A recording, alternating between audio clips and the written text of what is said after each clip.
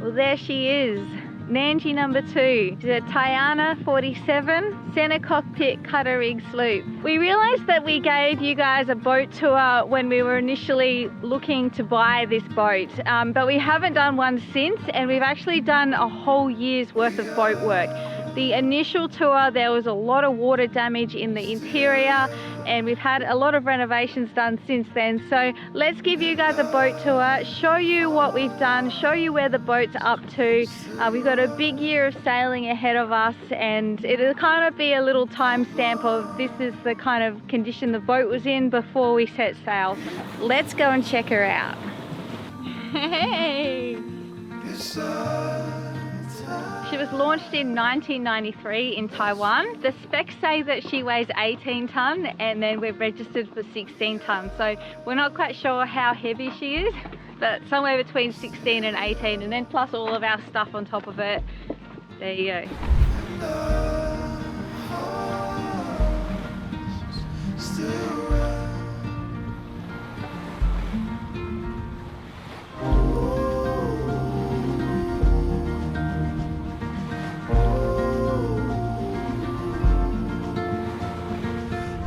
Well, welcome aboard Nandji 2. As we go through the boat, you know, we've done a lot of work on it. That was a lot more cosmetic and upgrades to the living and being off-grid, whereas now we need to go through the boat and make it ready for offshore sailing. So I'll run through the work that we plan to do as we go work our way from front to back of the boat, because like, this boat is a beautiful boat and it's built for sailing, and we just need to make it like ocean ready and sturdy. Our ground tackle, we got a Maxwell 220 windlass. Even though we upgraded the anchor to a Rockner, it takes a little bit to rip it out of the ground at times, but you just got to drive up and over it, and the windlass still manages to handle the bigger anchor that we've put on. This windlass we have electronically up and down with a foot switch. It did have a remote going back to the cockpit, but that's just been toast. We haven't bothered about fixing that up. We don't think it's needed. Then there's also, of course, the clutch on top, so you can manually release the anchor chain, which is much better anyway, because you're not fighting the motor. The mermaid chair? A pretty fun little attribute is just a little seat that they've added in front of the furler. This is a really nice spot to sit when we're sailing along, just let your legs dangle around. Say hi to the dolphins and yeah, just really settle in. Like, you can watch time disappear pretty good up here. Teak deck is slowly coming around. We'll be in the boatyard soon where we can fully sand it and re-cork it, and that'll make it just look Mickey Mouse. All of the bungs are pretty well done now, so I've got about 50 left. I didn't count properly. From the deck we also have raised gunnels, and then there's the capping rail on top of that, so that's quite elevated. So the space underneath coming from deck as well to the edge of the boat, just sort of, it feels a lot safer because it's all sort of encapsulated. One early addition we first put on as well was safety solid handrails from the bow to stern. So rather than just having your safety lines as rope or anything or wire, you know, we got a solid stainless steel safety line. Like, it feels so compact, and with having the netting to keep the children in, it just feels a lot safer up here on deck. Being a cutter rig, both sails are furlers, profile furlers, which is a bit of a different thing for us. We've never had stay sail on a furler before, so having all these lines running back to the cockpit makes for a lot more easier sailing and a lot less time for people to come up on deck, which is very important. At the mast here, for safety at sea, because you still do need to leave the cockpit to hoist up the mainsail, to tighten the reefs, and say to hoist the spinnaker. All of those things need to be done still here at the mast. There is two big nice winches, and the rigging is really good. There's a lot of running rigging that comes to here, but we have these extra safety rails, which is really nice. So you can sit here at the mast and you feel quite encapsulated when you are working with the sails and dealing with it. So I really like this about the boat. A whisker pole attaches to the front of the mast, so you can hoist that up and down, which is another reason why these little safety barriers are good up here at the mast, because you do have to do a few things when it comes to sailing still outside of the cockpit. Reefing lines do run through into the cockpit though. It's handy to have a person in the cockpit for reefing and then a person at the mast. It makes life a lot sweeter and easier. Whilst the boat is set up to solo sail to a degree, like you can definitely sail it by yourself, but life is so much easier with two people sailing this boat. The standing rigging is really big and bulky. We have diform or compact wire, so that's like 30% stronger. I'll go through the rigging a lot more in detail in an upcoming video when we do replace it, because there's a lot to talk about when it comes to standing rigging, and the biggest thing about standing rigging is keeping your mast up, and that's exactly what we want to do. I don't actually know the sail area when we are full sail, but I do know it's enough sail to go really fast. In the future, it would be great to build a hard top here just to make it more comfortable at sea and more drier at sea. It's just still kind of a bit skinny. Like, it is definitely functional and it's going to work, and there won't be any changes done to that anytime soon, but it will just be the dream to upgrade that into a hard top. And we'll be able to fit more solar up on top as well here. We installed 400 watts of flexible panels up on the top of the bimini there, and as you can see, we sort of got our shades on at the moment to block the sun while we are at anchor. When it's raining and it's wet, it has clears as well that we can roll down, and I know Bonita really likes this aspect of having them down when it is wet and windy, just because it helps block out the elements to a degree. You know, when the wind starts whistling at sea, it sounds a little bit scary and everything's a little bit more heightened, so having the clears and enclosing the cockpit definitely helps making life a bit more comfortable at sea. Absolutely the best seat in the house when we are at sea. Sailing and sitting up the back here, it just looks so nice, and watching the boat just do her thing, it's also good when the sun's going down like now for your barbecue. And a little bit of a project that I'm very proud of is the davits that we built on the back, adding over 1200 watts of power with solar up the top there. So that just absolutely is creaming the crop at the moment with the clear skies in the dry season of Thailand. That's a great attribute, and of course we love our activities and we love our surfing, so having a built-in surfboard rack underneath the panels, so then the boards are out of the sun. You know, my other ladies, they need to stay out of the sun as well. Got my spear guns up there as well. We have our radar, which we still need to sort of figure out, because the radar currently doesn't have a screen. So we have a radar, but it doesn't talk to our screen. So we need to do something about that. That's one of the jobs that we'd like to get done, because we would like to have a radar out at sea. We've never sailed with a radar, and I just do know that it's going to make life a little bit easier seeing squalls 10, 15 miles away rather than feeling and looking out for them all night long. Have the outboard hoist, and we have our spare outboard there, and of course, how could I forget, what's that thing up the back there? Well, my friends, that is the Maritime Starlink, and that is an absolute game changer for sailing. When we went to Indonesia last year, we just were blown away with how good the Starlink is. To have perfect internet and connection with the outside world, like while sailing and getting off grid, is great to disconnect and unwind. For a safety reason, and for us as posting videos and content along our journey, the Starlink is just an absolute game changer. When we were sailing around the Solomon Islands, you know, we would go out for a week, and then we potentially would sail for a couple of days to get into a town to get 3G reception, to then stay in town there for the next couple of days while one video would upload. Like, the struggle was real, man. Whereas now, our experience with Starlink and sailing in remote Indonesia, where we used to do the exact same thing as what we did in Solomons, to be able to just slow down a lot more and not move the boat as often and park up in an anchorage, it's an amazing feeling. So Starlink all the way, and that's going to come in handy massively this year as we cross the Indian Ocean. One thing about the design of the davits when we did it, you'll see there's a big gap between these panels here on port side. And the idea of that is because we plan to install a hydrovane. We put a hydrovane on to OG Nandji, and once we installed it, we were like, that's it, let's just sail around the world. This is way too easy. For one, having a backup rudder is great in case we ever do anything bad to our rudder, and you know, orcas off Gibraltar might be a good reason. So having a backup rudder is a great reason for a hydrovane, and then having a wind self-steering method without chewing up the power of your boat. So it's just a mechanical thing, steering the boat by the wind.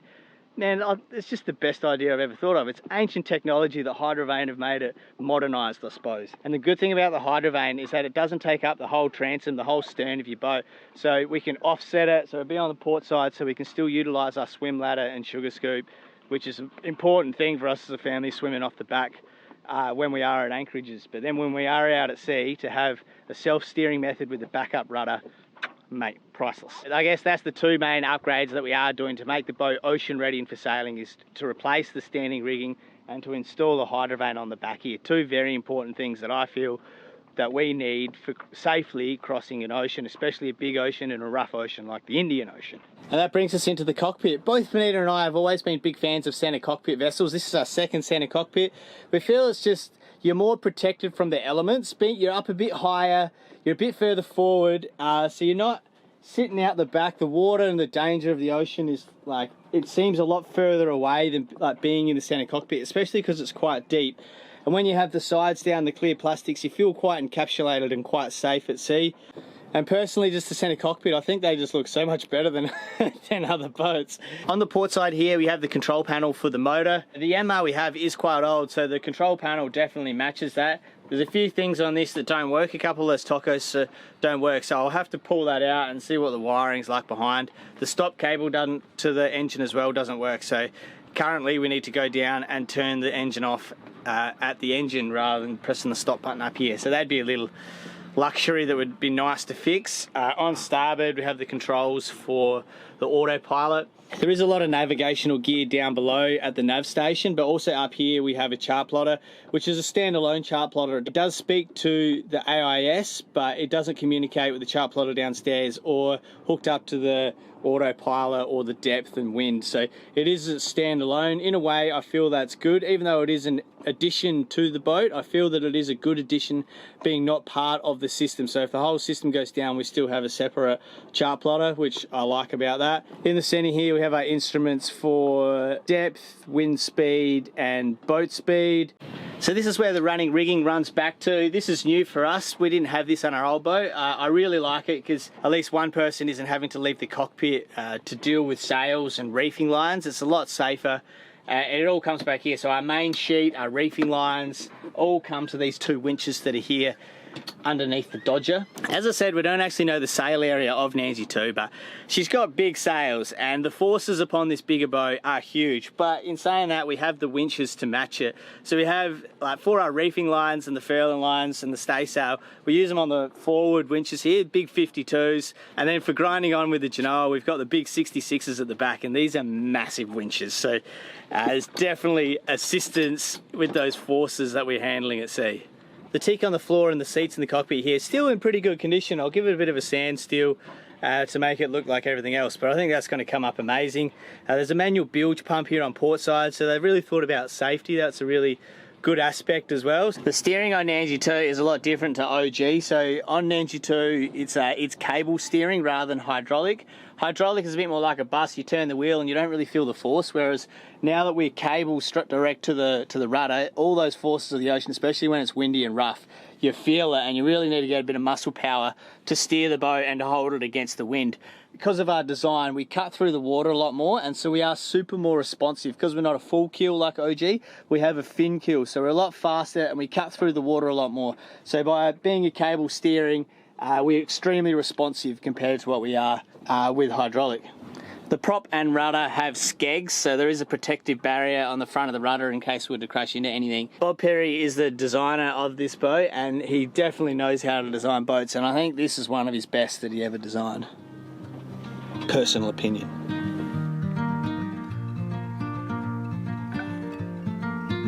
Well, we've checked out the exterior of our boat. Let's go downstairs and see what it's like in the living quarters.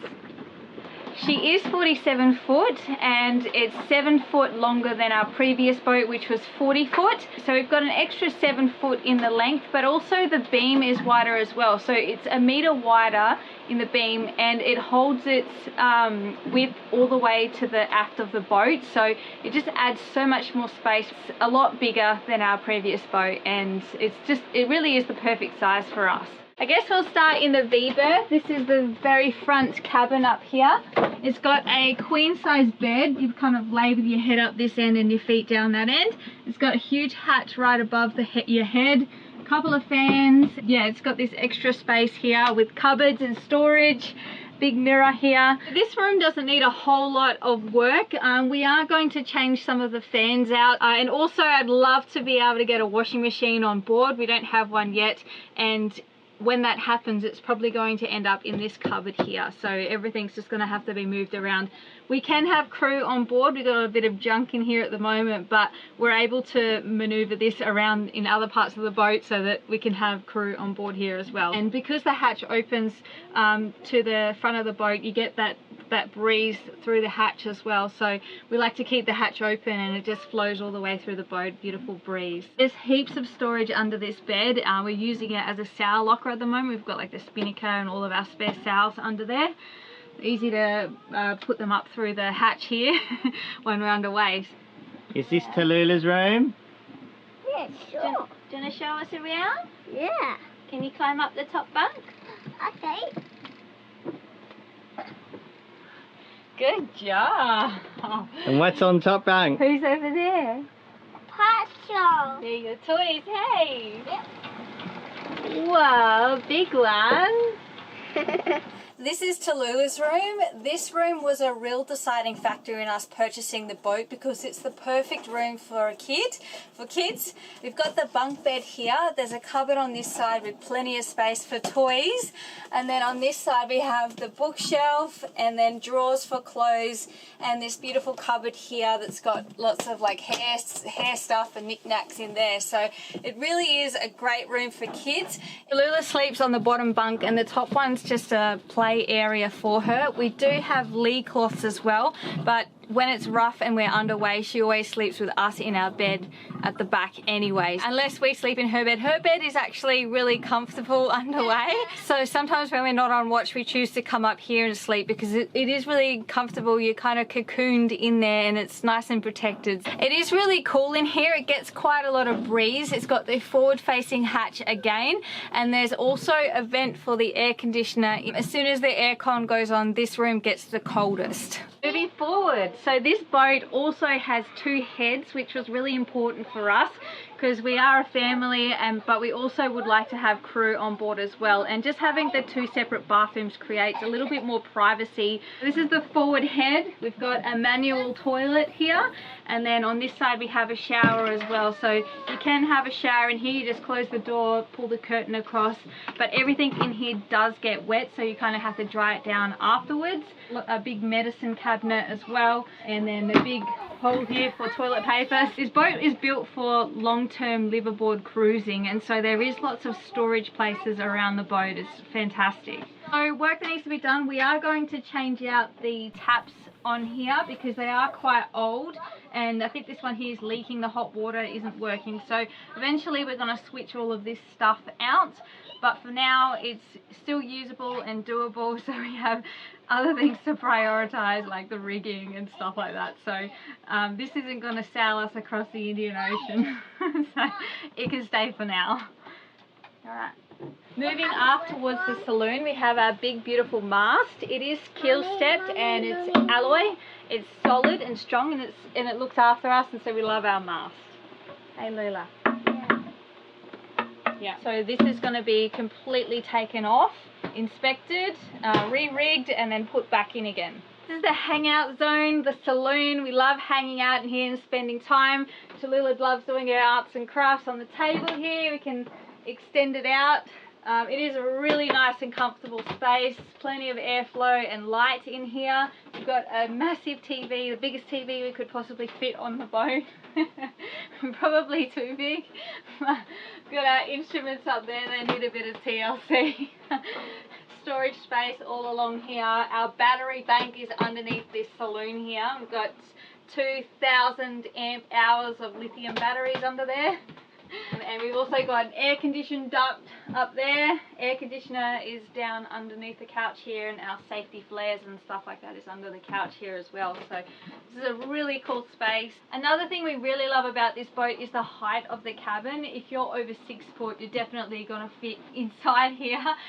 There's no ducking involved in getting around this boat, and you can stand up straight without thinking that you're going to hit your head on anything. It brings in so much more light and air and makes it feel a lot bigger and more spacious. There's lots of secret compartments on a sailboat, and the bilge is one of them. So under the floor in the saloon, this is where our fuel tanks are. We're learning about Tianas. One of the negative sides of them is that they used to build their fuel tanks out of iron. And so we're very lucky that buying this boat, the fuel tanks had already been replaced with stainless steel tanks.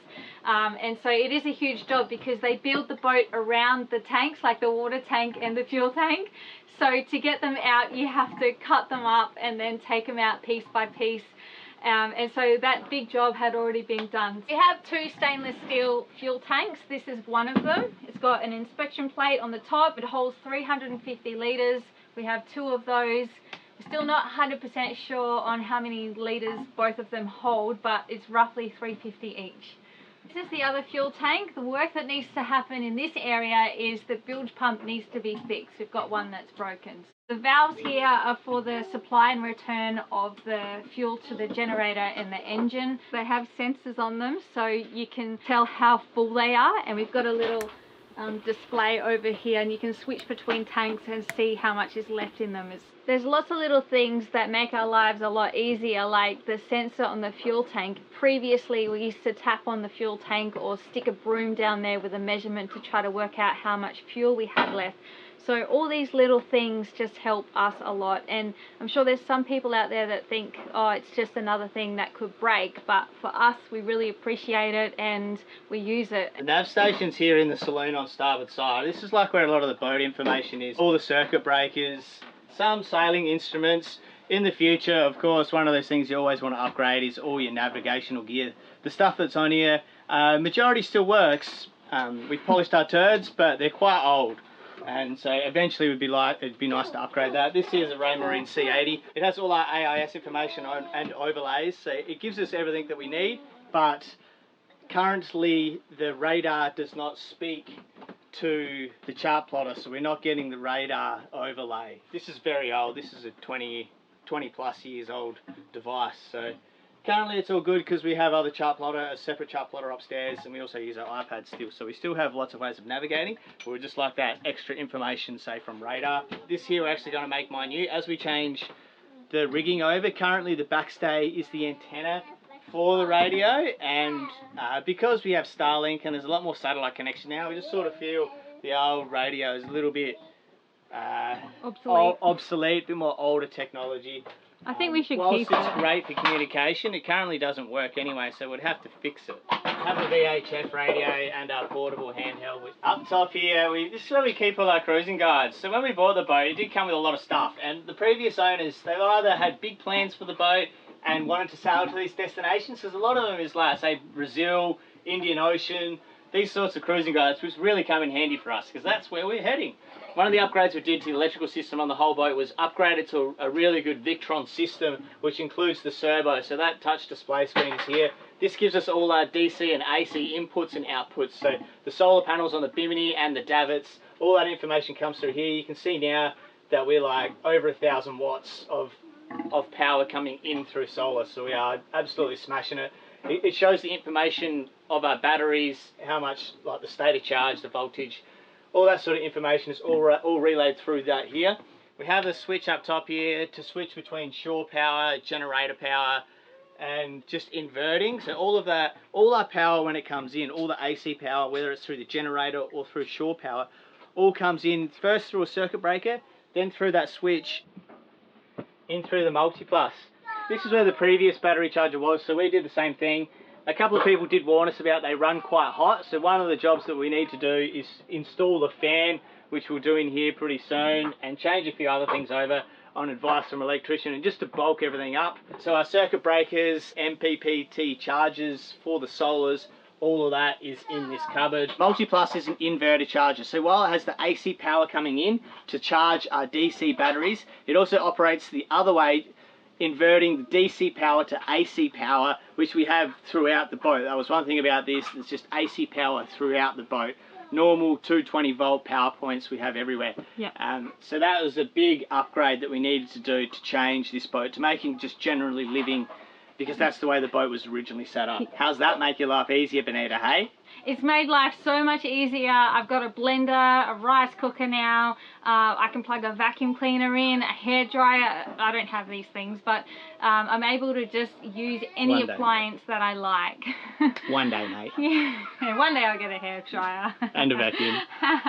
Completing this upgrade and the battery install was like such a rewarding feeling, because we just have power on tap and you don't really need to think about it. When we installed the solar panels originally, we had a lot of cloudy days, a lot of overcast days, even when we went over to Indonesia and stuff. So we still ran the generator quite a lot, and we were a bit disappointed because we thought that the amount of solar we did install, having over 1.5 kilowatts of solar on the boat, we thought we'd have enough solar, no worries. But now it's the dry season here in Thailand and we just have clear skies.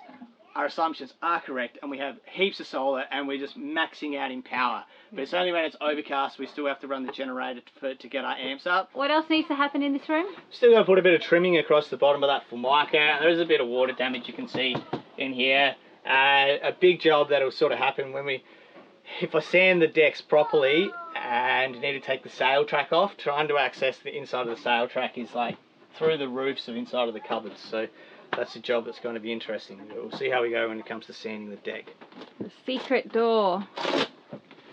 This is the gateway to the man cave. Another big thing about this boat that we were pretty stoked about was me having a man cave and a space where I can put all my tools and engine spares, boat spares, because, you know, OG, we didn't really have that luxury. Being a center cockpit, you have good access of both the engines. So to the forward of the boat is a generator. This is an Onan 6.5 kV generator, and then we have our Yanmar old Fang 2. It's a pretty old motor. It's a 4JH2 DTE, 88 horsepower with a turbo. So it's a little bit of the older models. It's probably 20 plus years old now, but it's been very well maintained, and it's something that, well, it's a Yanmar, and before we were even looking for buy a boat, we were just like, we're not buying a boat unless it has a Yanmar. So there she is, big and beautiful. When we bought the boat, they'd already changed the belts on it to a serpentine belt, which then coincides with the external regulating of the alternator so we can charge our lithium batteries. The alternator is a Baumar 175, so it's a big alternator. By external regulating it and sending power straight to our lithium bank, we're pumping in 120 amps when the motor's running. So we're just pumping power into our house bank, and then through our house bank we have a DC-DC charge, so we go lithium to our cold crank batteries, which are lead acid, and that's how we start either engine. We got a single battery for the generator and 2 batteries for the starter of the Yanmar. So this is where all the spares are, all my tools. Heaps of space. As you can see, I can still stand up in here, and there is a little ladder that goes up this bulkhead here, and then straight above me is a hatch that goes directly into the cockpit. So there is an entrance here into the man cave without having to pull the couch apart and go through the secret door. Probably need a bit of organising in here, to be honest. The galley is my domain. You're right, mate. I love it so much, I really do. We've got these big double sinks here, we've got salt water pump, fresh water here. We have a hot water system as well, so you can have hot water and cold water. Lots of storage throughout the cupboards here. We have a lot of solar and a lot of lithium batteries, but we do still have the gas cooker. I think we're going to keep it. We really do enjoy cooking with gas. Much more so than like an induction cooker. So the gas oven and stove is here to stay. Because we do still cook with propane, so we have a solenoid valve at the tanks which we turn on at the circuit breakers, so the gas isn't always flowing through the boat. So we then have the control here so we can monitor if there is a leak. The boat has been really well designed, even though it is with propane. It has the alarms and safety measures in place to make sure that we are safe with propane. Keeping things cold, we have plenty of options. So we've got our stand-up fridge here. It's got a little freezer in there, but it gets frozen over within a few days. So we got ice cubes. So we don't we don't use that, but the stand-up fridge is awesome. We've got a deep freezer here, and it is massive. I tried to fill this up before we left to Indo, and it just kept going and going and going. I couldn't fill it up. I thought surely this is enough to fill it up. It is good to keep it full if you have a freezer like this, so it uses less power. It holds so much food and is so good for long distance voyages. Here we have our deep fridge as well. So it's got 2 access ways. We've got the front door here, and then the hole on the top here. So this boat was built for long-term liveaboard living. These cupboards are below the cockpit and above the engine, so they're as deep as the cockpit. They're really long. We have our coffee and tea station here, and a microwave that we have never used and we won't ever use. It's kind of falling apart a little bit, but we do keep our eggs in there. We eventually need to take this out, and it'd be nice to get like a little coffee machine or something in there instead. We're not really big microwave people. Yeah, it'd be nice to switch it out and use the space for something else, but for now the eggs are kept in there. In past the galley is our bedroom. We have this big beautiful aft cabin. It's got a queen size bed with lots of storage around the sides, and one of the beauties about having a center cockpit boat is that you do get this big aft cabin space, and that's one of the reasons why we love this design of boat. Lamps on both sides and also fans as well. It is a really beautiful space, especially underway. This room is quite comfortable. The saloon has an air conditioner that also ducts into Tallulah's room and the V berth, but this room has its own air conditioner, so we've got a vent here and it cools down pretty quickly. Within a few minutes this room is nice and icy cold. It doesn't need to be on for very long, and we don't need to be in here for very long to cool down. That's another big joy of the solar panels and the battery bank that we've installed. So we can run this aircon off directly from our battery bank without having to turn on the generator. So everything from the solar. That's pretty crazy, isn't it? So you can make cold air from the sun. And I know some of you might be thinking, oh, look at you, you've got air conditioner. Exactly right. We got an aircon and it's awesome. Josh and I showered in salt water for 7 years. I think we deserve an air conditioner now.